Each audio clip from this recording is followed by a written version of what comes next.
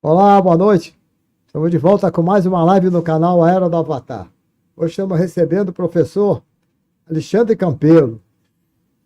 Ele vai nos trazer aqui o encontro de Paramahansa Yogananda com o seu mestre, Sri Yukteswar. Isso é interessante. De pronto, eu vou rodar a nossa vinheta para que a gente já inicie a live.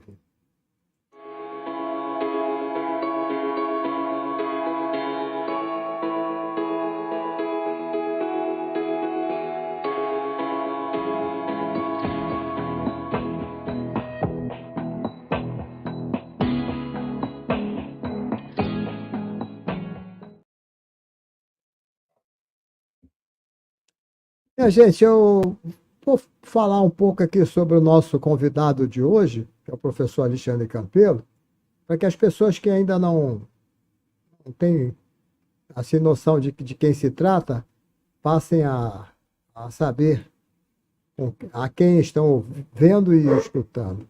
Alexandre Campelo é escritor, autor de 3 obras voltadas para o diálogo interreligioso, que são: primeiro, o cristianismo original e a unidade das 5 religiões. Segundo, Francisco, o grande yogi de Assis. E terceiro, o encantador de pessoas, viagem mística aos contos e histórias da Índia.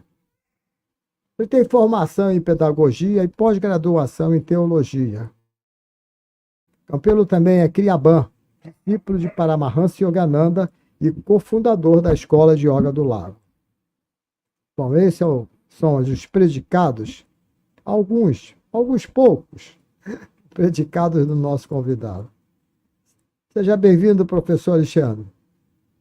Boa noite. Muito obrigado por estar conosco mais uma vez, com essa sua inesgotável boa vontade com o canal. O canal lhe é muito grato. Sempre minha, Betinho. E o canal lhe é muito grato, porque você está conosco desde o início. Foi lá por volta de setembro de 2021. 21 ou 20? Ah, tá. O ano eu não vou Acho que lembrar foi agora, 20. mas já tem um tempinho mesmo. Acho que foi 20, acho que foi 20. Com foi o Palmeirim, fazendo Palmeirim, a dupla com o Moacir, Palmeirim. você fazia aquela dupla. É maravilhoso fazer lives com o Palmeirim. Então, para nós é uma alegria ter a oportunidade. Só um segundo que eu vou deixar você se apresentando aqui, vou tirar meu som, que eu preciso silenciar o meu som e meus cachorros aqui. Tá? Aqui também é a mesma coisa. Namastê, queridos, boa noite, Om Sairam. Bom, hoje nós daremos início ao capítulo 10 da autobiografia de um yogi de Paramahansa Yogananda, editora Self-Realization Fellowship. E eu sempre tenho que repetir e repetir. Não fiquem somente nestas lives. Eu não tenho a capacidade de trazer o que Yogananda escreveu. Não é? Inclusive é dito por aqueles que já leram, e sei que muitos daqui já leram a autobiografia, que é um livro que transforma as nossas vidas, transforma as nossas almas. Certa vez perguntaram a ele: por que, mestre, o seu livro transforma tanto as pessoas? E ele respondeu: o meu espírito está neste livro. Ele escreveu não somente a autobiografia, mas todas as obras que ele escreveu foi sempre em estado de êxtase, em estado de samadhi, em percepção direta de Deus o tempo todo. E os discípulos que o conheceram e que presenciaram isso afirmaram: a energia onde Yogananda estava escrevendo era tão poderosa, o ambiente se enchia de uma aura de amor tão grande que um de seus discípulos o batizou de Premavatar, encarnação do amor divino, porque quando ele entrava em êxtase, quando ele entrava em samadhi, o ambiente se enchia de amor, de uma energia de amor incondicional. E hoje eu vou pedir a permissão do Betinho e a permissão de vocês, porque eu vou iniciar contando um pequeno trecho do capítulo 10, mas a outra parte, a maior parte, eu terei de ler. Eu vou ter que ler a partir da página 108, por quê? porque aqui essas palavras dele, não é, contadas por ele, do encontro dele com seu maior, com seu mestre, na verdade, com o seu texto, não o maior mestre, mas o seu mestre, é algo que somente ele mesmo, somente nas palavras dele, eu sou incapaz de contar o que Yogananda conta. Então, quando chegar mais ou menos próximo do momento em que ele vai encontrar-se o texto, eu lerei. Poderei tecer alguns comentários, vocês podem fazer perguntas, mas eu terei de ler porque a energia dele, a vibração dele, e para também sentirmos a personalidade de Yogananda. Yogananda, ele tem uma mescla, a personalidade de Yogananda, inclusive Daya Mata, sucessora dele, Daya Compaixão, Mata Mãe, Mãe de Compaixão, ela dizia, a personalidade de Paramahansa Yogananda era uma mescla de amor, não é, amor divino, amor incondicional como de uma mãe, força também, uma personalidade forte, é quase paradoxal, mas é uma mistura de amor, força, muita força espiritual, ou seja, ele tinha um poder de volição, um poder de vontade, e isso está presente na escritura, na autobiografia. Quando lemos a autobiografia, isso fica evidente. Muito bom humor, ele era muito bem-humorado, inclusive ele dizia, Deus é a alegria eternamente renovada. E o texto, o mestre dele, afirmou, um santo triste é um triste santo. A realização divina é o funeral de todas as tristezas. Então Deus é a alegria eterna. Mas ele era feliz, alegre, bem-humorado, cheio de amor por todos os seres, por todas as pessoas, e ao mesmo tempo forte, de personalidade forte, dependendo do momento. E isso nós percebemos nas escrituras, nos escritos dele. Fica bastante evidente esse bom humor, essa força de vontade, essa volição, porque sem força de vontade, sem volição, não realizamos Deus. O homem e a mulher santos são pessoas de personalidade forte. Personalidade forte não significa sair por aí batendo nos outros. Não é isso. Personalidade forte é saber o que você quer. É ter um alvo, é ter um objetivo. E nada e ninguém, nenhuma adversidade serão capazes de impedir que você consiga o que você deseja. E o santo, qual é o alvo dele? O que ele quer? Deus. O que o santo quer, que o santo almeja, tudo que ele deseja nesta vida é realizar Deus. Então, aconteça o que acontecer, ninguém, nada pode impedir que ele consiga isto. Por quê? Por causa de seu poder de vontade, de sua volição.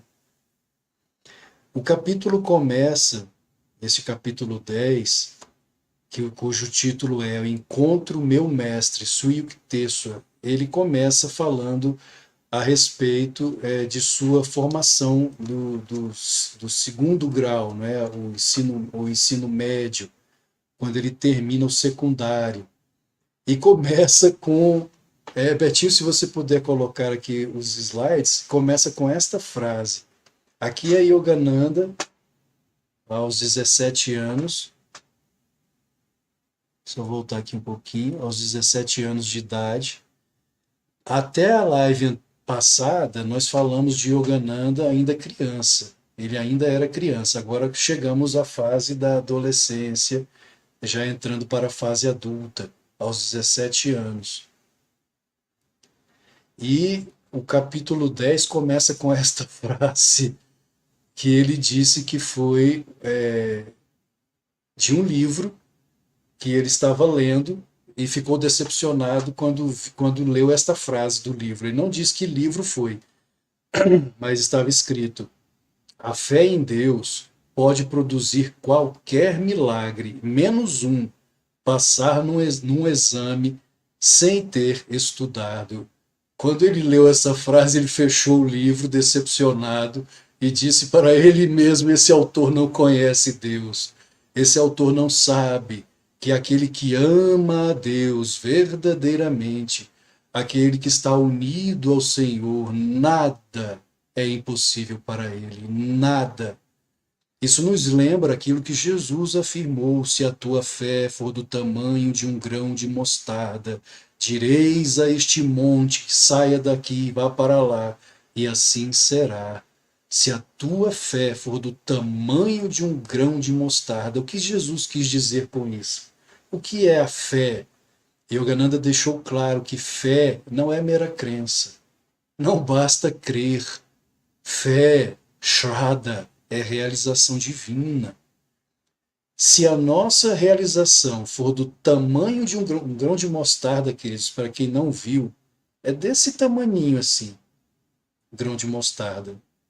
Então, parafraseando Jesus, se a tua realização divina, ou seja, a sua conexão com o divino, com Deus em você, for do tamanho de um grãozinho de mostarda, direis a este monte, saia daqui e vá para lá, e assim será.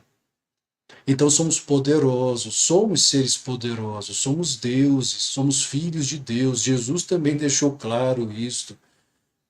A quem desejais apedrejar, quando os fariseus que pegaram em pedras para apedrejar Jesus, e ele disse, não está escrito, sois deuses, sois todos filhos do Altíssimo, desejais me apedrejar por afirmar a minha filiação com o Pai? Sois deuses. O que ele, também ele afirmou, o que eu fiz vocês também podem fazer, e coisas maiores do que estas podeis fazer. Somos deuses. Deuses quer dizer filhos de Deus, filhos do Altíssimo. Todo o poder está dentro de nós. Então, fé é autorrealização. Swami Vivekananda, ele dizia, fé também, o que é autorrealização? Oja Shakti. Oja Shakti, energia divina, energia vital. Vivekananda dizia, não adianta você apenas crer se você não tem energia. É a mesma coisa que Yogananda falou sobre realização. Energia. Ojas Shakti. Energia divina.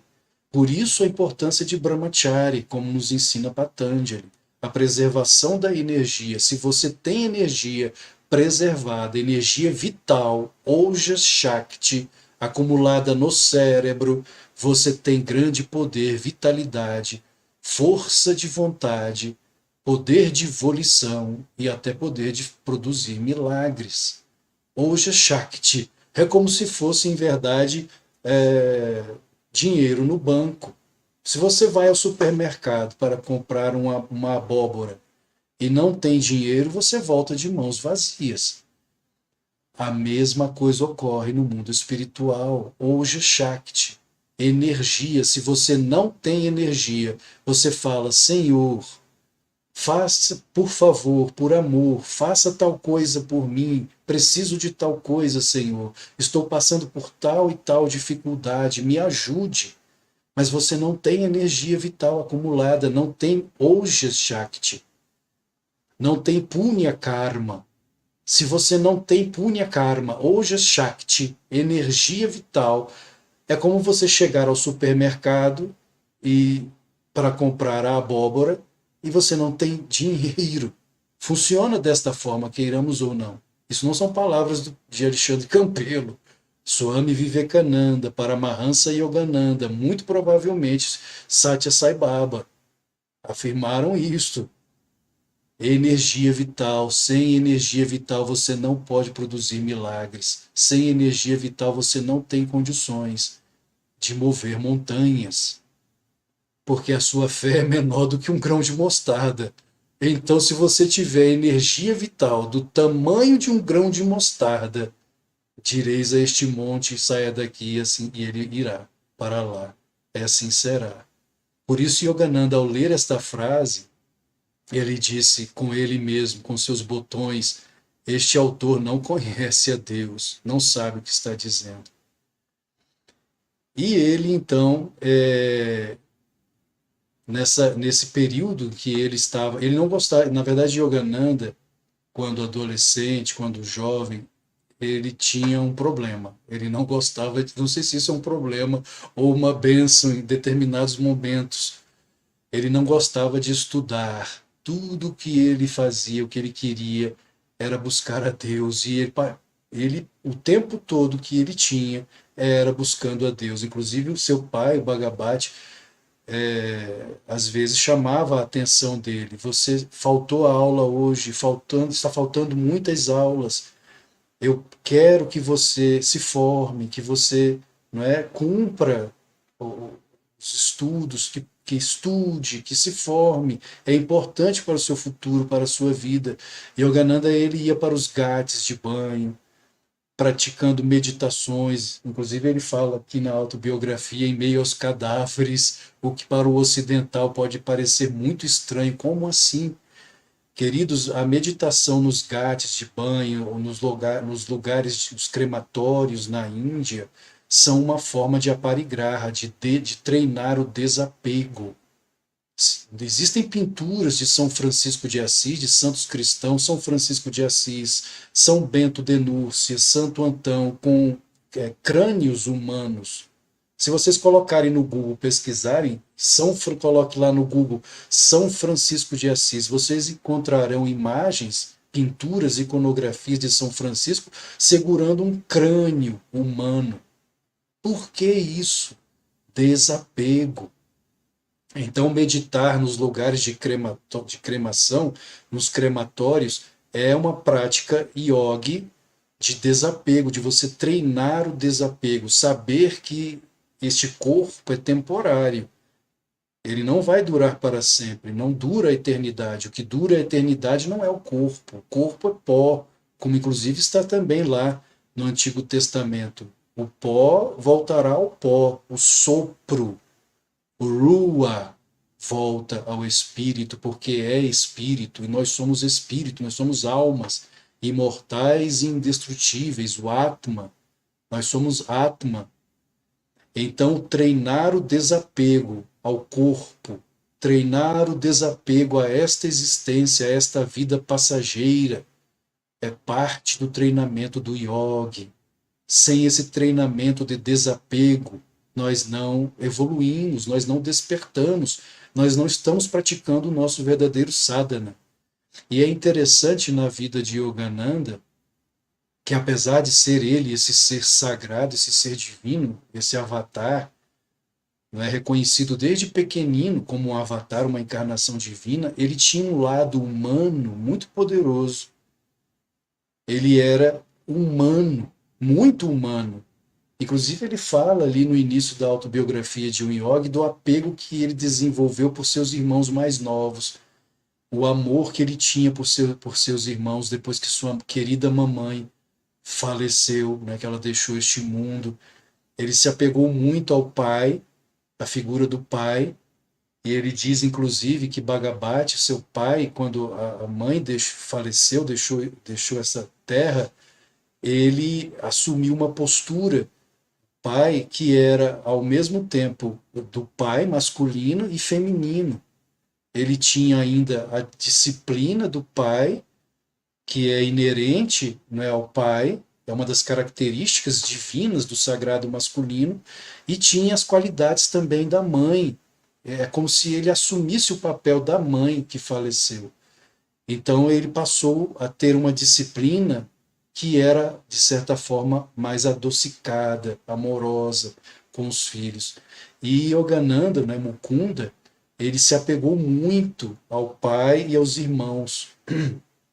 E ele conta que nesse período em que ele tinha dificuldade com os estudos, porque ele só queria meditar, ir para lugares de meditação, não ia para a sala de aula, uma verdadeira aversão aos estudos acadêmicos, ele também percebeu esse apego e ele, por desejar amar a Deus e buscar a Deus e levar essa vida apenas para Deus, ele se inscreveu em um ashram para nessa idade, nessa fase dos 17 anos, ele adentrou esse templo, esse ashram, e quando ele percebeu que deveria deixar a família, deixar o pai, né? Porque o monástico ele vive só para Deus, ele tem que esquecer a família. A ordem de Shankara, de Adi Shankaracharya, a ordem dos Swamis, É o desapego total à família, é o desapego total ao corpo, a si mesmo, ao ego.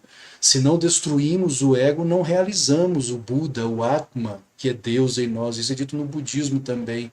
É necessário esvaziar a consciência do ego para que o Buda possa vir, para que o Buda possa preencher a consciência do Buda, a consciência de Atma ou a consciência do Cristo possa preencher aquele espaço vazio. E ele percebeu então o apego que ele tinha ainda pelo pai e pelos irmãos. Ele foi para o seu quarto, se trancou no quarto e começou a chorar. Veja o lado humano de Yogananda, chorar muito. Ele diz que foram 2 horas de choro, chorando antes de ir para o ashram, chorando de saudade de seu pai e de seus irmãos, o lado humano. Isso me lembra também que a própria Igreja Católica, quando fala a respeito de Jesus, né, houve um período, um concílio chamado Concílio de Calcedônia, que ocorreu no ano 451, né, depois de Cristo. Nesse concílio da Calcedônia, eles se reuniram, o clero se reuniu para discutir a natureza de Jesus, se ele era homem ou se ele era Deus, ou ambos. E eles chegaram à conclusão que foi chamada de união hipostática. A união hipostática significa que Jesus é 100% homem e 100% Deus. Eis aí o Avatar. Esse é o Avatar. 100% homem, 100% humano e 100% Deus ao mesmo tempo. Então, o Avatar, ele é humano, ele é de carne e ossos.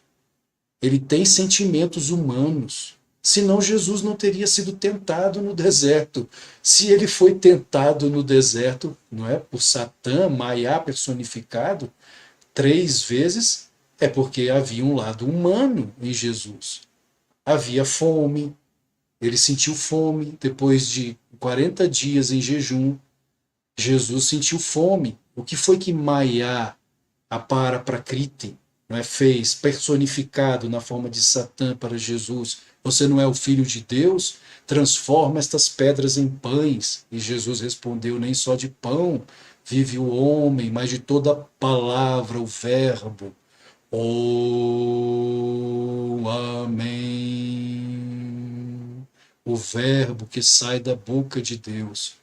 Ele foi tentado 3 vezes no deserto, foi tentado no Horto das Oliveiras, quando suou sangue. Ali foi o lado humano de Jesus. Foi tentado na cruz. Na cruz, o humano de Jesus, houve um momento de tamanho sofrimento que o humano em Jesus gritou: Eli, Eli, lama sabachthani. Elias, Elias, por que me abandonaste? Ali foi o lado humano de Jesus. Um avatar.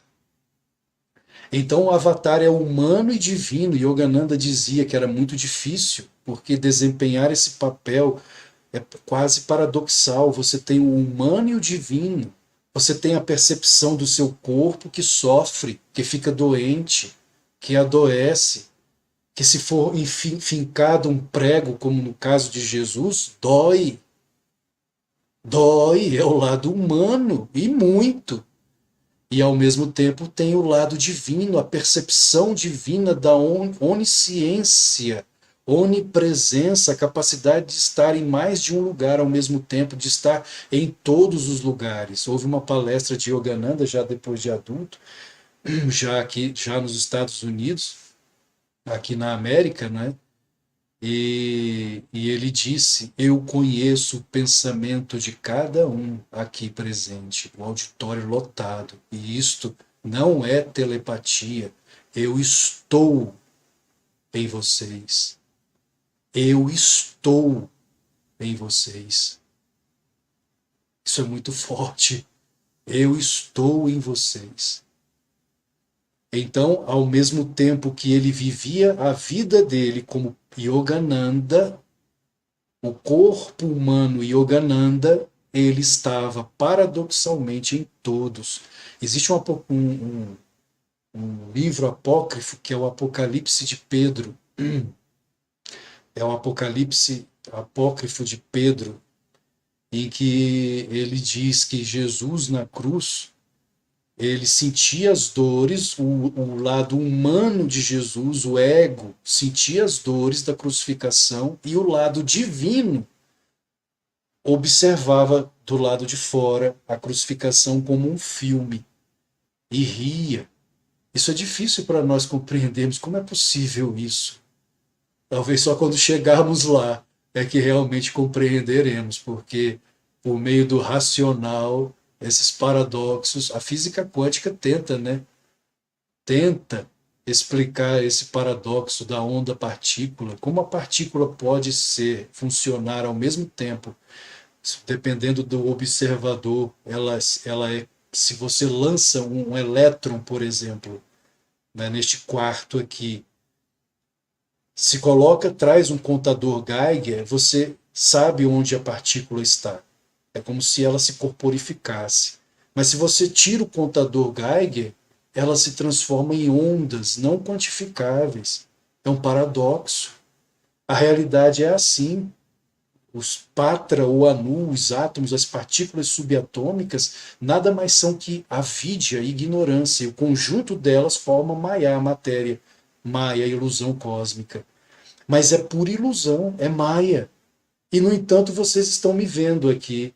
Vocês estão vendo filmagens, estão vendo o computador ou o celular. Vocês têm corpos, vocês estão me ouvindo. Isso tudo é matéria, mas a matéria é ilusória, é ilusão pura, é algo paradoxal. Nós estamos em algo que é uma espécie de filme da mente divina, da mente cósmica. E parece real, mas não é. Apenas parece. Como Yogananda também, certa vez, reunido com os discípulos, em um círculo, de repente ele começa a rir. E os discípulos perguntam a ele, mestre, o que houve? Né? Qual foi a piada? E ele disse, não acreditem nisto aqui.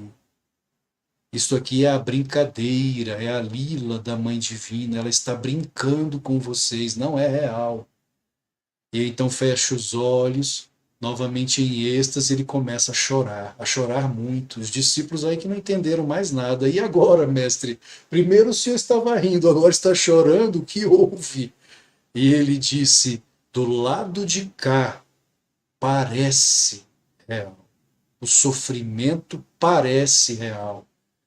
O que vimos acontecer no Rio Grande do Sul, o que vimos acontecer no mundo, quando a natureza em fúria, né, um furacão e assim por diante, um terremoto, um maremoto, uma erupção vulcânica que já destruiu cidades no passado e pode acontecer agora também no presente, quando vemos a fúria da natureza, a força de Shiva, não devemos temer estas coisas porque não somos corpos.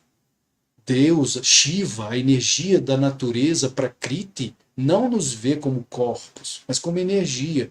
A energia precisa ser trabalhada de uma forma ou de outra. Mas é paradoxal, porque pensamos, onde está o amor de Deus? Então Deus não ama a humanidade, ele ama e muito. A questão é que ele vê além do corpo. Não somos corpos. Shankara, Adi Shankaracharya, cantava isso. Nascimento, nem morte, nem casta eu tenho, pai e mãe, não tenho também. Intelecto, nem mente, nem ego, nem tita, céu, nem terra, nem metais eu sou. Eu sou ele. Eu sou ele, eu sou felicidade infinita. Ele quem? O Atma, a alma imortal e indestrutível, que não pode ser molhada, que não pode ser queimada, que não pode ser perfurada por arma alguma. O corpo é passageiro, o corpo vai deixar, vai se desintegrar. Então, por isso, o yogi tem de meditar nesses lugares, para se desapegar dos sentidos, se desapegar do corpo. Não significa que ele deixará de amar a sua família, de cuidar de sua família, mas ele tem que aprender a cuidar da família sem apego. Por quê? Porque um dia todos sairão daqui. Certa vez Yogananda, andando com os discípulos lá nos Estados Unidos de carro, Deus falou com ele disse a ele: observe todas estas casas por onde vocês estão passando.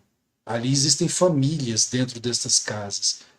Daqui a 100 anos, nenhuma mais estará ali, estará tudo mudado. As ruas estarão mudadas, as casas talvez não serão as mesmas, e não serão as mesmas famílias. Em apenas 100 anos. Então tudo passa. Mas como Teresa de Ávila, né, a doutora da igreja, dizia, tudo passa, mas a quem Deus tem, somente Deus basta. Tudo passa.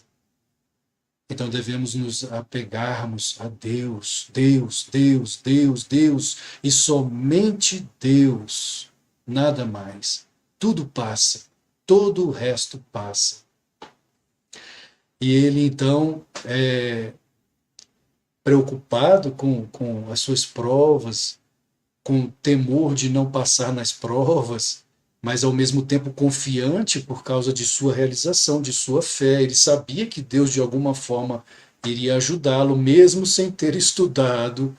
Ele vai uma vez, certa vez, para a escola e um de seus amigos, que era era grande estudioso, o Nantu, ele vê o Mukunda e diz: oh, Mukunda, você está aqui como um visitante. E ele confirma: sim, verdade, Nantu. Sou apenas um visitante na escola. E o Nantu, movido por uma certa compaixão, por amizade, né, a Mukunda diz a ele: não se preocupe, eu vou te ajudar. E chamou o Mukunda para um dia para eles irem estudar. E Nantu passou todo o conhecimento que ele tinha para Mukunda. Mas quando tarde da noite, já mais de 10 da noite, que Mukunda volta para casa, ele lembra: Nantu me explicou, me trouxe muito conhecimento, mas esqueceu do sânscrito. Esqueceu de me ensinar sânscrito, e na prova haverá questões de sânscrito. No dia seguinte, sem preocupação, né, foi novamente para os seus lugares de meditação. Ele vê no meio do mato umas folhas e ele tem a intuição de pegar aquelas folhas, e havia ali uma espécie de poema em sânscrito. Ele pede a um erudito em sânscrito que leia para ele aquele poema, explique o que está ali, e aquele poema ajuda ele na hora da prova. E ele então consegue passar na prova. Ele retorna para casa feliz pelo milagre, não é? Primeiro ele havia lido ali aquele autor que disse que havia um milagre que Deus não faria, passar alguém em provas sem ter estudado. E ele então ri desse autor e diz essas palavras: eu apenas aumentaria a confusão deste indivíduo, né? Provavelmente alguém que não tem uma fé grande, se lhe contasse que meditar em Deus entre cadáveres, né, nos crematórios, é um atalho para o diploma da escola secundária. A fé. Então, a fé, como o Yogananda explicou, como Vivekananda também afirma em seus textos, em seus livros, não é simplesmente crença. Crer é pouco. Crer é muito pouco. É necessário realização divina.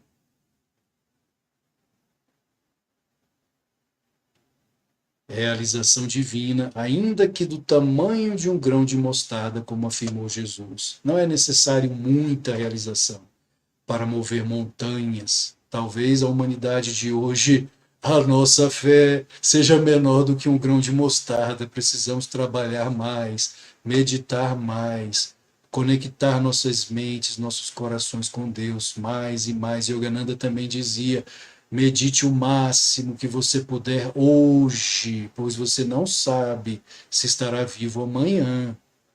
Então faça o máximo hoje, medite o máximo hoje. Não deixe para amanhã.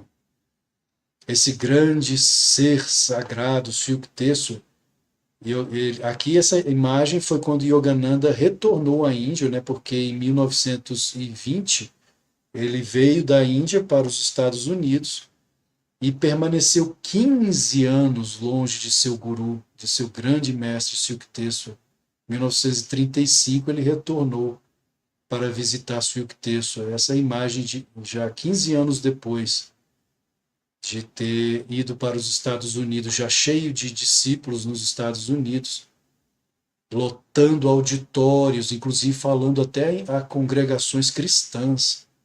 Ele falava a cristãos de Jesus, sendo ele um yogi da Índia.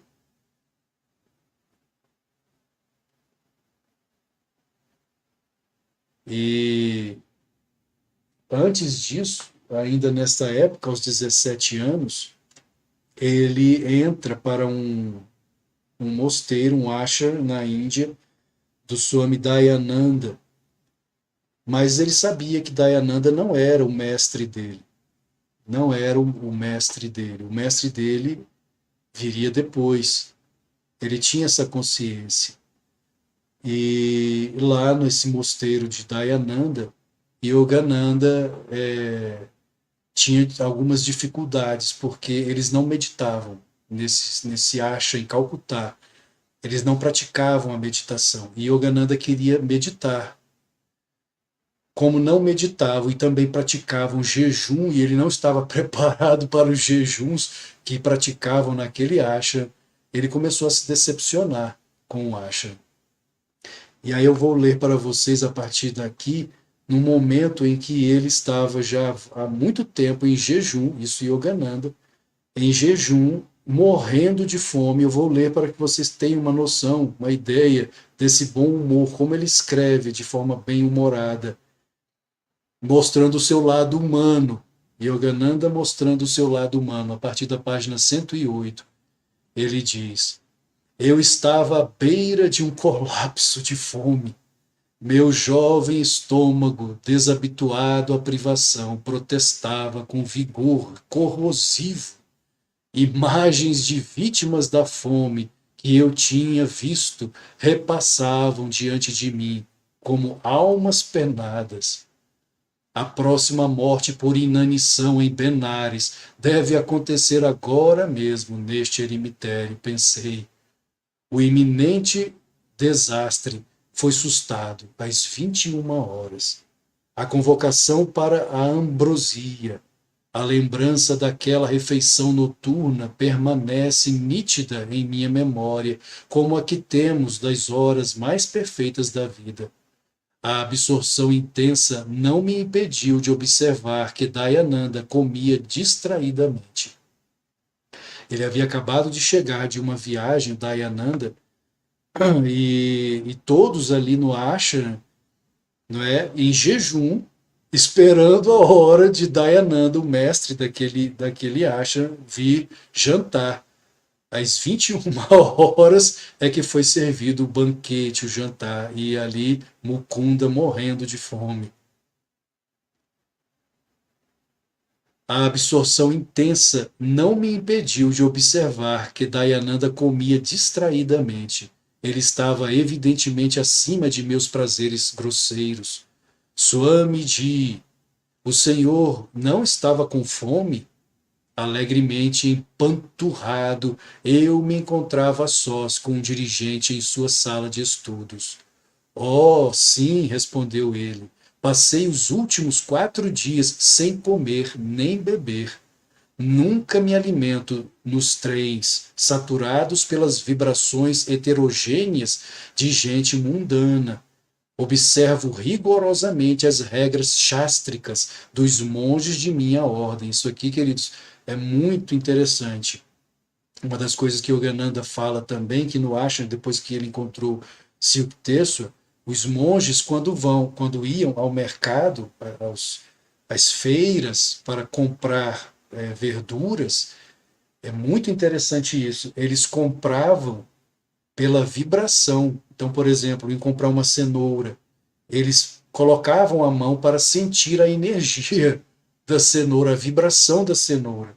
É assim que vocês devem comprar os alimentos, pela energia. Claro que havia um treino espiritual pela própria prática da meditação, da sensibilidade, de sentir a energia das coisas.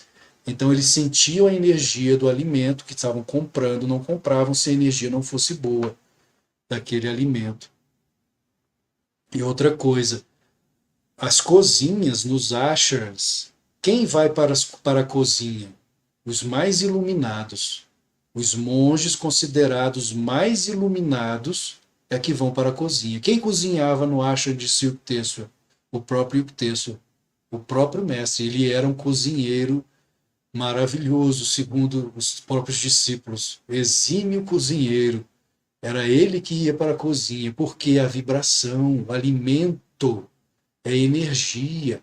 Tudo é energia.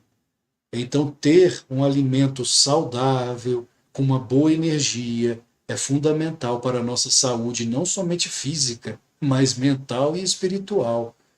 Então, fazer a sua comida em casa, o seu alimento em casa, se você puder, é muito mais saudável, é muito mais sátrico, com a sua energia.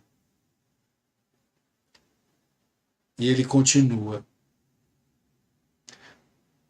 Certos problemas da organização de nosso trabalho permanecem em minha mente. Isso é o Dayananda falando para o Mukunda, futuro Yogananda. Esta noite negligenciei meu jantar. Para que pressa? Amanhã tratarei de fazer uma refeição mais completa. Ele riu alegremente. Minha vergonha era tanta que me sufocou. Mas o torturante dia que eu passei não era tão fácil de esquecer. Arrisquei outro comentário. Swamiji, sinto-me confuso em seguir suas instruções. Imagine que eu nunca peça e que ninguém me dê comida. Morrerei de inanição. Pois então morra, disse Dayananda. O conselho alarmante explodiu no ar. Morra, se preciso for, Mukunda. Jamais acredite que você vive pelo poder do alimento e não pelo poder de Deus. Ele que criou toda forma de nutrição, ele que concedeu o apetite, inevitavelmente providenciará a manutenção para o seu devoto. Não imagine que é o arroz que o sustenta, nem que o dinheiro ou os homens garantem sua subsistência, queridos. Isso aqui é exatamente o que Jesus falou para Satã, Maia personificado, quando Jesus teve fome. Satã diz, você não é o filho de Deus, transforma essas pedras em pães. O que Jesus respondeu? Nem só de pão vive o homem, mas de toda palavra que sai da boca de Deus. Energia. Pelo bulbo raquidiano, a boca de Deus, fisiologicamente falando, é atrás do pescoço. Onde está o bulbo raquidiano? O bulbo raquidiano é uma árvore dentro do ser humano invertida. É a árvore do Jardim do Éden, invertida no ser humano, que é responsável, inclusive, por nossa respiração. É essa árvore dentro de nós que controla a energia prânica, o prana, a energia vital, que é a palavra. Nem só de pão vive o homem, mas de toda palavra que sai da boca de Deus. Na verdade, entra, né, pela boca de Deus, que é atrás do pescoço, bulbo raquidiano. Não imagine que é o arroz que o sustenta, nem que o dinheiro ou os homens garantem sua subsistência. Poderiam eles ajudar se Deus lhes retirasse o sopro da vida? O Rua, o sopro da vida é o Rua, e Deus soprou nas narinas de Adão. O Rua, para os judeus, para nós no yoga, é o Prana. O prana é a energia vital, a energia da vida. Eles são apenas seus instrumentos. É por alguma habilidade sua que a comida é digerida em seu estômago? Use a espada de seu discernimento, Mukunda. Corte os elos dos agentes intermediários e perceba a causa única, Deus.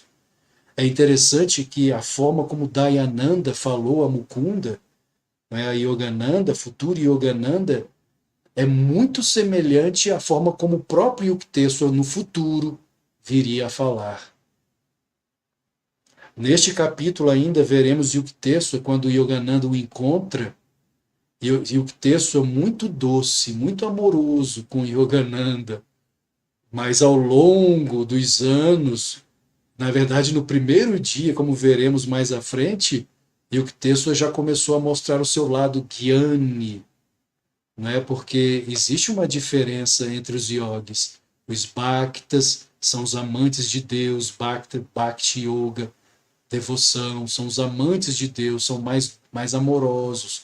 Os gyanis, os sábios de Deus, são mais austeros. Eles, como Yogananda também dizia, eles não têm papas na língua. Eles são mais austeros. Eu não sei se Dayananda foi um Gyani, mas parece que foi. Assim como Yukteswar também, um Gyani Yogi. Senti suas incisivas palavras entrarem até a medula dos ossos. Desvanecia-se em mim a secular ilusão de que os imperativos do corpo suplantam os da alma. Inclusive, um dos lemas que Yogananda trouxe mais tarde para a organização que ele fundou, a Self-Realization Fellowship, é provar a superioridade da mente sobre o corpo e a superioridade da alma sobre a mente. A mente é superior ao corpo e a alma superior à mente. Mas nós invertemos, né? Como invertemos isto? Como o ocidental inverte isto? Ai, estou com dor aqui no dedinho, estou com dor ali, estou com fome, estou com frio, colocando sempre o corpo em primeiro lugar, em vez de treinar a mente para ser mais forte, mais resistente. Isso é titiksha, resistência mental, poder mental sobre o corpo. Nós permitimos que o corpo nos domine, que o corpo nos escravize. Isso não é yoga. O yogi tem de ter o domínio sobre o corpo. Você não é o corpo. São Francisco de Assis, o doce São Francisco de Assis, às vezes afirmava para o seu próprio corpo, o irmão corpo, providenciarei, ele gritava, providenciarei para que não escoiceis, ó asno, gritando para o próprio corpo. E o Yukteswar dizia, não dê ao corpo mais do que um osso, ou seja, dê ao cão apenas um osso, ou seja, cuide do corpo sem exagero, sem exagero. Não deixe que o corpo e os sentidos o escravizem, senão você não será um yogi. Provar a superioridade da mente sobre o corpo e da alma sobre a mente. Titiksha. Tomar banhos frios de vez em quando faz parte desse treino. Tomar banhos frios, tomar água morna faz bem para a saúde. Ah, é ruim tomar água morna. Então, você não está agindo como um yogi. Acelera o metabolismo tomar água morna. É bom para a saúde. Os mestres, tanto no yoga quanto no cristianismo, às vezes colocam cinzas no alimento para tirar o sabor do alimento. Não ter alimentos muito saborosos. Para o quê? Para praticar o quê? A introspecção dos sentidos, do paladar, no caso. Pratyahara, recolhimento dos sentidos. Porque se os telefones sensoriais estão muito voltados para fora, jamais realizaremos Deus. Jesus deixou claro, o reino de Deus está dentro de vós, e não fora, mas dentro. Então, se nós não internalizarmos os sentidos como a tartaruga, como Krishna afirmou, recolham os membros para dentro do casco como a tartaruga, Pratyahara, não realizamos o absoluto, o reino de Deus dentro de nós, o paraíso portátil, como afirmava Yogananda. Naquela hora e lugar, provei a total suficiência do Espírito. Em quantas cidades estrangeiras em minha vida posterior, de incessantes viagens, aqui na América, não é? Lá nos Estados Unidos, tive ocasião de comprovar a utilidade desta lição, aprendida num eremitério de Benares, na Índia. O único tesouro que viera comigo de Calcutá era o talismã de prata do Sadhu, legado a mim por mamãe. Lembram-se do talismã? Existe uma live aqui no canal do Betinho, a Era do Avatar, sobre o talismã. Revejam as lives anteriores que eu falei a respeito desse talismã de prata que ele se materializou nas mãos da mãe de Mukunda, da mãe de Yogananda, e esse talismã foi dado a Yogananda depois de uma certa idade, conforme pedido por um mestre. E depois esse talismã se desmaterializou no tempo devido, quando já não cumpria mais o seu papel. Guardando-o durante anos, eu o tinha cuidadosamente escondido no quarto do ashram. Para renovar minha alegria com o testemunho do amuleto, certa manhã abri a caixa trancada. A fechadura estava intacta, mas o amuleto havia desaparecido. Com pesar, rasguei seu invólucro para ter certeza total. De acordo com a previsão, o amuleto desaparecera no éter, de onde o Sadhu o fizera vir. Meu relacionamento com os seguidores de Dayananda piorava cada vez mais. Os residentes se indispunham comigo, feridos com meu decidido isolamento, porque lá, como falei, eles não meditavam no ashram de Dayananda. E ele queria meditar. O caminho de Yogananda era a Raja Yoga, a meditação. Aderindo rigorosamente à meditação no verdadeiro ideal, e por ele eu tinha deixado a casa e todas as ambições mundanas. Eu atraía críticas superficiais de todos os lados. Dilacerado pela angústia espiritual, entrei certa madrugada no sótão, resolvido a orar até que uma resposta me fosse concedida. Misericordiosa Mãe do Universo, ensina-me tu mesma, através de visões ou através de um guru enviado por ti. Horas decorreram sem que minhas súplicas pontilhadas de soluços obtivessem resposta. De súbito, eu me senti como se fosse erguido corporalmente a uma esfera ilimitada. Teu mestre chega hoje. Uma divina voz feminina veio de todas as partes e de parte nenhuma. Isso é muito interessante. Uma divina voz feminina, ou seja, a mãe divina falando com ele, veio de todas as partes e de parte nenhuma. Exatamente aquilo que a física quântica afirma nos dias atuais. Tempo e espaço, e que o texto inclusive fala no livro, no seu pequeno livro, A Ciência Sagrada, que tempo e espaço são pura maya, ilusão. Então, não existe tempo, não existe espaço. A voz de Deus, da Mãe Divina, vem de todos os lugares, é de lugar nenhum. A sublime experiência foi interrompida por um grito vindo de lugar definido. Um jovem sacerdote, apelidado Rabu, chamava-me da cozinha, que ficava no andar de baixo. Mukunda, chega de meditação. Preciso de você para fazer umas compras. Se fosse outro dia, eu teria provavelmente respondido com impaciência. Agora, enxuguei meu rosto inchado pelo pranto e mansamente obedeci ao chamado. Juntos, Rabu e eu saímos para um distante mercado na seção Bengali de Benares. O inclemente sol indiano ainda não estava no zênite, isso é verdade. Eu estive em 2016 em Calcutá. Meu Deus, que calor, insuportável, muito quente. O sol indiano ainda não estava no zênite enquanto fazíamos nossas compras nos bazares.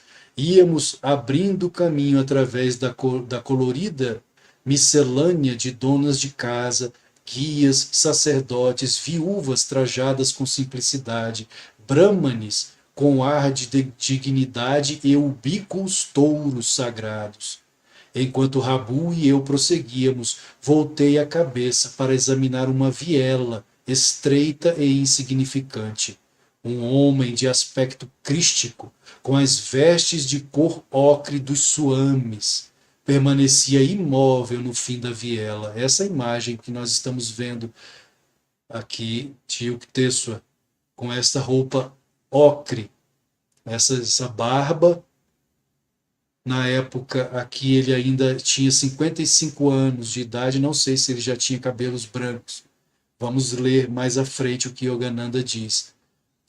Mas era esta imagem, roupa ocre, esta barba, esse cabelo, em uma viela, ele caminhando com Rabu, seu amigo do Ashram, e ele é atraído para uma viela. Ele olha na viela e vê este homem de aspecto crístico parado ali naquela viela. Pareceu-me de uma familiaridade ao mesmo tempo instantânea e antiga. Por um momento, meu olhar ávido demorou-se nele. Então a dúvida me assaltou. Você está confundindo este monge errante com alguém conhecido. Pensei. Sonhador, continue seu caminho. 10 minutos depois, senti em meus pés uma dormência pesada, como se tivessem virado pedra. Eles eram incapazes de me levar adiante. Laboriosamente dei meia volta. Meus pés reconquistaram a normalidade. Voltei-me na direção oposta. De novo, o curioso peso me oprimiu. O santo está me atraindo magneticamente. Com este pensamento, empilhei meus pacotes nos braços de Rabu. Ele observara assombrado minhas peripécias com os pés e agora estourava em gargalhadas. Que deu em você? Ficou louco? Um tumulto de emoções impediu qualquer resposta. Silenciosamente corri dali, voltando sobre meus passos como se estivesse calçado com asas. Cheguei à estreita viela. Meu rápido olhar descobriu a tranquila figura que olhava firmemente em minha direção. Alguns passos ansiosos e eu estava a seus pés. Gurudeva, sua face divina era aquela que eu tinha visto em milhares de visões. Os olhos de Alcione, numa cabeça leonina com barba em ponta e mechas de cabelo flutuante, haviam frequentemente assomado na escuridão de meus devaneios noturnos, penhores de uma promessa que eu não compreendera inteiramente. Você que é meu, você veio a mim. Meu guru pronunciou estas palavras repetidas vezes em Bengali, com a voz trêmula de alegria. Quantos anos esperei por você. E então nos unimos no silêncio. As palavras nos pareciam grosseiras e supérfluas.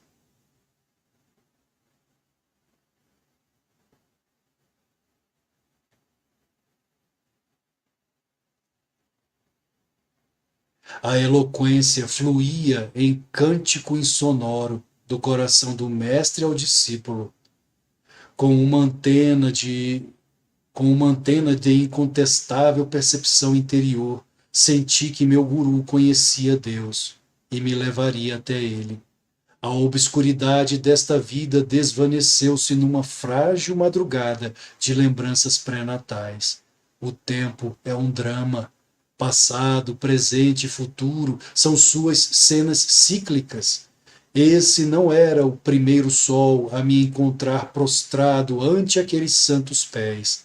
Com minha mão na sua, meu guru levou-me à sua residência temporária, na seção Rana Mahal da cidade. Sua figura atlética se movia com passo firme, alto, ereto, naquela época com 55 anos. Era ativo e vigoroso como um jovem. Seus olhos escuros eram grandes, belos, de sabedoria insondável. O cabelo levemente ondulado suavizava a face de marcante poder. A força mesclava-se sutilmente com a gentileza. Enquanto nos aproximávamos do terraço de pedra de uma casa com vista para o Ganges, ele disse afetuosamente: Eu lhe darei meus eremitérios e tudo quanto possuo. Senhor, respondeu Yogananda, vim para obter sabedoria e a realização divina. Estes são, de seus tesouros, os que busco. O rápido crepúsculo indiano já tinha cerrado metade de sua cortina quando meu mestre retomou a palavra. Seus olhos concentravam insondável ternura.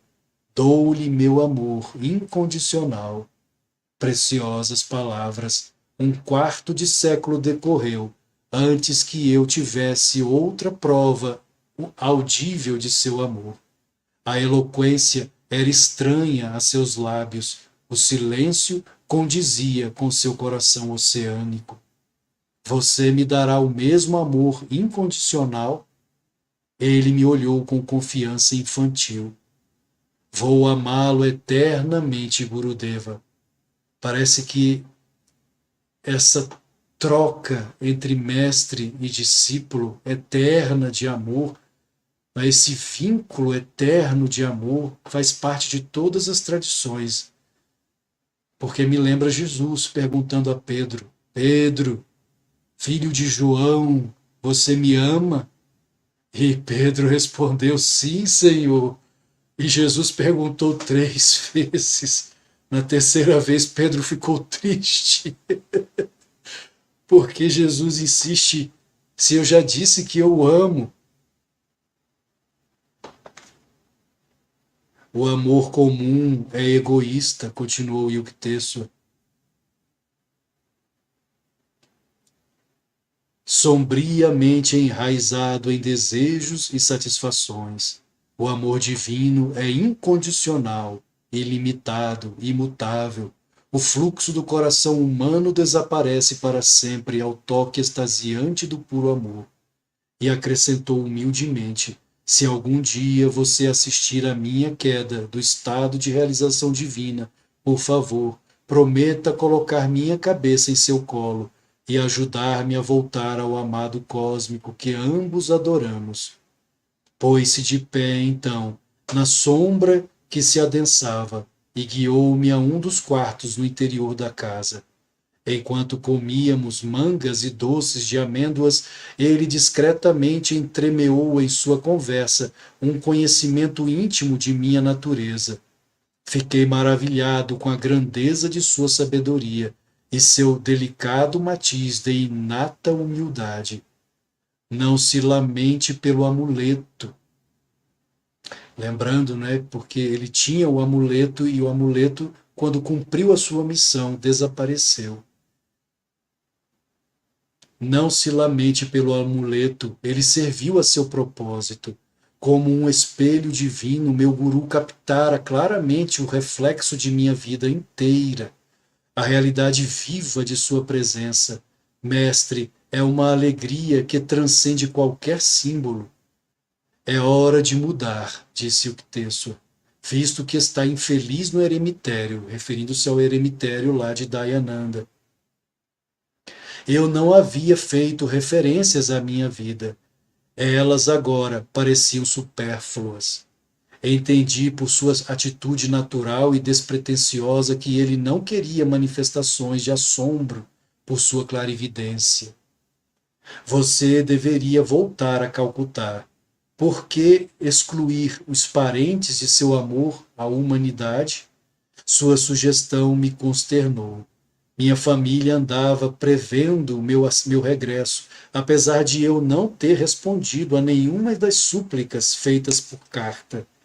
Deixem o jovem pássaro voar nos céus metafísicos, comentara Ananta. Ananta era o irmão mais velho de Yogananda. O Ananta, ele tinha uma predisposição para o ateísmo, ele era um tanto quanto cético. Depois foi convertido pelo próprio poder de Yogananda, e ele sempre dizia que Yogananda era como um pássaro, que um dia suas asas seriam cortadas, era a previsão de Ananta, que falhou, obviamente. Suas asas vão se cansar na densa atmosfera, dizia Ananta. Ainda o veremos precipitar-se de volta a casa, fechar o leque das asas e humildemente pousar no ninho da família. Com esta desalentadora imagem bem viva em minha mente, eu estava resolvido a não fazer nenhuma arremetida na direção de Calcutá. Senhor, não voltarei para casa, mas eu seguirei a qualquer parte. Por favor, dê-me seu nome e endereço. Ou seja, Yogananda sabia que o caminho dele não era com Dayananda, com o mestre Dayananda, mas com Yukteswar. Yukteswar era o seu mestre. Mas ele também não queria retornar para a casa do pai. Senhor, não voltarei para casa. Por favor, me dê seu nome e endereço. Swami Sri Yukteswar Giri. Meu eremitério principal fica em Serampore, na Highgate Lane. Estou aqui em visita à minha mãe por apenas alguns dias. Veja aí mais uma vez o lado humano do próprio Yukteswar, visitando a mãe dele. Para quem não sabe, Shankara, Adi Shankaracharya, o fundador da Ordem dos Swamis, ele criou o voto, não é, de que o monge, o celibatário, o brahmachari, ele deve se desligar da família. É a mesma coisa que ocorre nos monastérios cristãos e budistas. O monge, quando faz o voto de renúncia do mundo, ele renuncia à família. Mas Shankara, o grande Adi Shankaracharya, como lemos na biografia de Shankara, quando soube que sua querida mãe havia falecido, ele estava longe da casa da mãe, Shankara retornou à casa da mãe e, originando chamas, fogo de suas próprias mãos, Shankara cremou o corpo de sua mãe amada, com fogo originado das mãos, energia vital originada das mãos de Shankara, em amor à mãe. O lado humano, né? O avatar possui o seu lado humano. Estou aqui em visita à minha mãe por apenas alguns dias. Admirei-me no intrincado jogo de Deus para com seus devotos. Serampore dista somente 20 quilômetros de Calcutá. E naquelas regiões, entretanto, eu nunca vislumbrara meu guru. Ele andava por ali, inclusive quando estive lá. Realmente, Serampore é pertinho de Calcutá, é muito perto de Calcutá. E ele andava por ali, mas nunca havia se dado de cara com Yukteswar. Somente na hora certa, quando a lei do karma permite, é essa hora, é neste momento. Não adianta, você pode morar ao lado de seu mestre, ao lado de seu guru, e não ter conhecimento disto. Para que nosso encontro se desse, tivéramos que viajar à antiga cidade de Kashi, Benares, santificada pela lembrança de Lahiri Mahashaya. Também os pés de Buda, Shankaracharya e muitos outros Cristos e Yogis haviam abençoado aquele chão. Você virá a mim em 4 semanas. Pela primeira vez, a voz de Yukteswar era severa. Ou seja, Yukteswar começava a mostrar o seu lado Gyani. Por que isso? Os Bhaktas são amorosos, os Gyanis são austeros, são severos em sua educação, porque eles amam. Porque eles amam.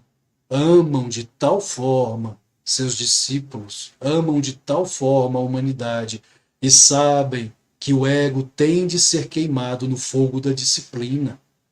E somente quando o ego é dissolvido no fogo do amor da disciplina é que realizamos Deus, é que alcançamos moksha, a libertação. Então, os guianes, os sábios iluminados, são severos porque amam. A severidade não significa ódio, não significa maldade, perversidade, não. Um santo, às vezes, pode ser severo, como São Francisco de Assis foi algumas vezes com seus discípulos. Quando é necessário ser severo, o mestre se torna severo. Por amor, para disciplinar, para queimar o ego no fogo da disciplina. Agora que lhe comuniquei meu afeto eterno e expressei minha felicidade em encontrá-lo, isso é o texto ainda falando. Você fica à vontade para desconsiderar meu pedido, sem papas na língua. Da próxima vez que nos encontrarmos, você vai ter que reavivar meu interesse por você. Não o aceitarei tão facilmente como discípulo. Precisa haver total entrega. Despojar-se totalmente de seu ego, de seu eu. É isso que, traduzindo, né, em outras palavras, o que o texto quis dizer. Pela obediência ao meu rígido treinamento. Inclusive, Yogananda, quando chegou aos Estados Unidos, ele dizia: o meu pai tinha uma educação severa. O meu irmão mais velho, Ananta, tinha uma educação com os irmãos mais novos, espartana. O meu mestre, Suyukteswar, com seus discípulos, tinha uma educação drástica. Ele arrancava, eu sentia que ele arrancava cada dente infeccionado de meu ego. E como sou grato por ele hoje, porque graças a isto o Yogananda realizou Deus. Ele, em verdade, já conhecia Deus desde pequenino, mas há aí um mistério que só iremos compreender na eternidade, como o próprio texto dizia. Às vezes os avatares eles vêm, como foi o caso do Buda, de Siddhartha Gautama, levam uma vida comum, totalmente humana. Buda, Siddhartha Gautama, cresceu, se casou, teve filho, até que chegando a uma certa idade, ele despertou e saiu dali. Né? Ao ver o sofrimento, as três formas de sofrimento, ele resolveu buscar a iluminação. Mas antes disso, ele viveu uma vida bastante humana, como príncipe em 3 castelos, né, que seu pai Suddhodana construiu para que ele não visse o sofrimento. O Senhor Buda, futuro Buda, Siddhartha Gautama. Guardei silêncio obstinado. Meu guru rapidamente captou minha dificuldade e disse: acha que seus parentes vão rir de você? Não voltarei. Olha aí a personalidade forte de Mukunda. Ele havia acabado de encontrar o seu mestre Yukteswar, mas ele tinha também uma personalidade forte. E o mestre dizendo a ele: volte para a casa de seus pais, de seu pai. E ele: não voltarei. Voltará em 30 dias, disse Yukteswar, já ralhando com Mukunda. E Mukunda diz: nunca. Com a tensão da controvérsia ainda no ar, inclinei-me reverentemente a seus pés e parti. Ao caminhar na escuridão da meia-noite, de volta ao eremitério de Dayananda, eu me perguntava por que o encontro miraculoso havia terminado com uma nota desarmônica. Os 2 pratos da balança de Maia, que equilibram toda alegria com uma dor. Esse é o mundo de dualidade no qual vivemos. Alegria, tristeza, saúde, doença, vida e morte, bem e mal. É o reino da dualidade. É por isso que Jesus afirmou: o meu reino não é deste mundo. O meu reino não é deste mundo, este reino de dualidade. Ele acabara de encontrar o seu guru, o seu mestre, cheio de amor pelo mestre, e saiu dali com uma nota desarmônica, porque o mestre queria que ele retornasse à casa de seu pai, e ele não queria retornar à casa do pai. Meu jovem coração não era ainda maleável aos dedos transformadores de meu guru. Na manhã seguinte, notei hostilidade crescente na atitude dos membros do eremitério. Invariavelmente, eles cravaram com rudes pregos os meus dias. 3 semanas decorreram, porque eles não gostavam de Yogananda lá no ashram de Dayananda, porque Yogananda, Mukunda, né, ainda não era Yogananda. Não tinha o nome monástico de Yogananda ainda, era Mukunda. Gostava de meditar, e lá eles não praticavam a meditação. 3 semanas decorreram. Dayananda, então, saiu do ashram para assistir a uma conferência em Bombaim. O inferno desabou sobre minha desventurada cabeça. Mukunda é um parasita, aceitando a hospitalidade do eremitério sem retribuir adequadamente. Ao ouvir esse comentário, lamentei pela primeira vez haver obedecido à solicitação de devolver meu dinheiro ao papai, porque o seu pai, Bhagabhat, sempre enviava dinheiro a eles, mesmo sabendo que ele estava no eremitério, né, no ashram, como um monge, o pai sempre enviava dinheiro e o Dayananda disse a ele: devolva esse dinheiro para o seu pai, porque aqui você não precisa desse dinheiro. Com o coração pesado, procurei meu único amigo, Jitendra. Jitendra foi um grande amigo de Mukunda, que inclusive foi com ele, estava com ele lá no ashram de Dayananda. Vou-me embora. Por favor, transmita minhas respeitosas desculpas a Dayananda quando ele voltar. Partirei também, disse Jitendra. Minhas tentativas para meditar aqui foram tão infelizes quanto as suas. Jitendra falou com determinação. Encontrei um santo semelhante a Cristo. Vamos visitá-lo em Serampore, eu disse a Jitendra. E assim o pássaro preparou-se para fazer uma perigosa arremetida perto de Calcutá. E terminamos o capítulo 10 da autobiografia de um yogi. Betinho.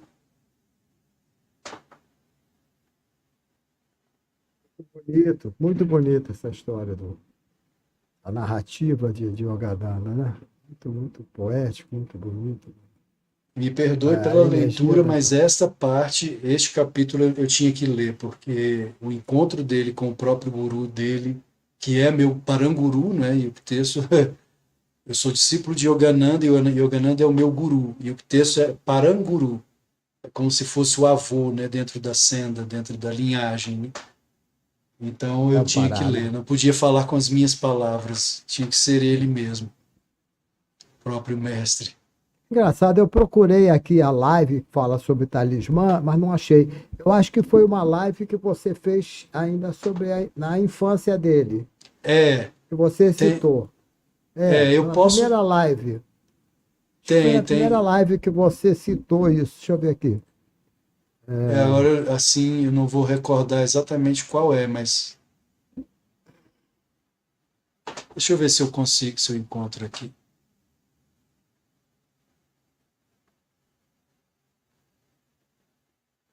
É difícil, né? A É, infância e porque são juventude. muitas, né? Acho que foi infância e juventude de Yogananda. Você falou sobre isso. Ah, não, aqui tá fala sobre Swami Tigre, né? Bom, depois tem que ver com calma, né? Eu acho, se eu não me Ah, engano, ah, Betinho, foi a live sobre a ciência da Kriya Yoga, mas não estou bem certo. pode ser, pode ser. Alexandre, mais uma vez, muito obrigado pela maravilhosa aula que você nos trouxe mais uma vez. Eu que agradeço Pessoal, sempre, Betinho. a nossa queridíssima audiência aqui agradece muito pelos comentários, que todos eu vou mandar para você. Mas eu quero aproveitar essa oportunidade para agradecer os que estiveram presentes aqui conosco, que deixaram o seu comentário, sua saudação. Foi a Maria Barreto, o casal Denise e Sérgio Maia, Vacira Lígia, a Bruna, 414, Verita Sai, a Tereza Amiden, o André Goring, Aldira Pessoa, Selma Barreto, Carlos Augusto, Tati Mendonça, Moisés Antônio Torres, nosso irmãozinho lá do Saibaba, a Márcia e o Mário Lúcio Silva, o professor Mário Lúcio Silva, que conseguiu entrar aqui para nos honrar com a presença dele. Agradecemos a todos eles e agradecemos também, já de antemão, aqueles que ainda chegarão aqui à live em forma de vídeo, daqui a pouco, e verão conosco e terão essa experiência maravilhosa. A Aldira está dizendo aqui, acompanhei a leitura pelo livro. Excelente explanação, foi maravilhoso. Ela tem um livro, né, ela pôde... Maravilha. Ela pôde acompanhar, isso é muito legal. Você junta a percepção auditiva com a percepção visual, né? É verdade. É isso aí, meus caros. Muito obrigado mais uma vez. Uma boa noite a todos. Alexandre, eu vou deixar agora você aí se despedir do pessoal para a gente terminar a nossa live, que já está com 1h20. Só gratidão, Betinho. Só gratidão. Terminou o capítulo. Agora continuemos os próximos capítulos. Os próximos. Gratidão profunda a você, ao seu canal, né, a Satya Sai Baba, por essa oportunidade. Gratidão a cada um que está sempre aqui acompanhando. O seu canal é muito importante, é fundamental, na verdade. Não é nem importante, ele é fundamental, Betinho. Porque falta espiritualidade no mundo.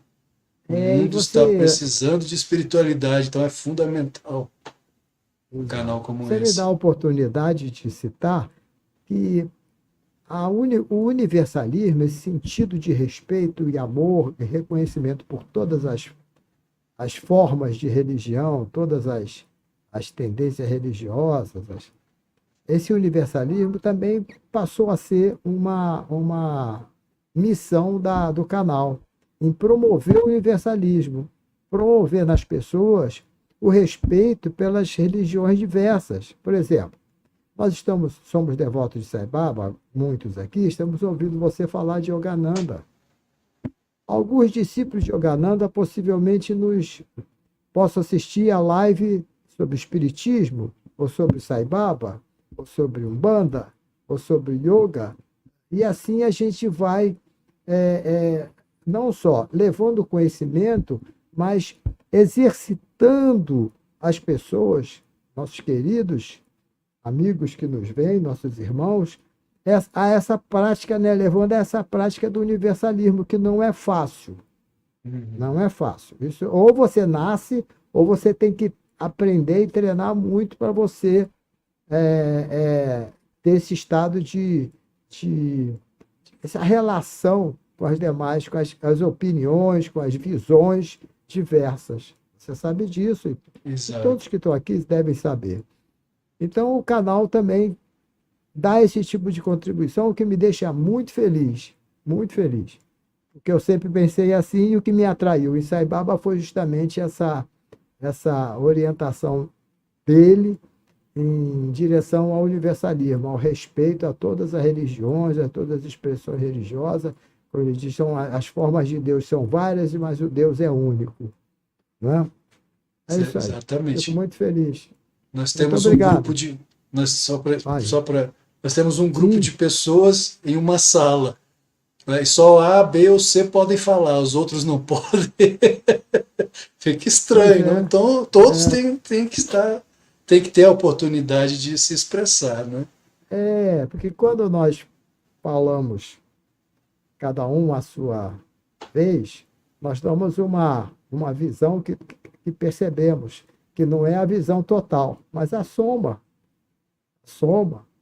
a contínua soma das percepções, das mensagens, das orientações, dos livros, discursos, etc., vão nos aproximando da verdade absoluta. Exato. Né? Não é alcançado de imediato. Minha gente, uma boa noite a todos. Muito obrigado pela participação de vocês todos. A gente sente a energia aqui nesse satsang maravilhoso. E até a próxima. Com o Alexandre, com a continuação da autobiografia, e com os demais convidados nossos, falando sobre assuntos diversos. Gratidão. Namastê, Om Namastê. Sairã, uma boa noite a todos. Muito obrigado.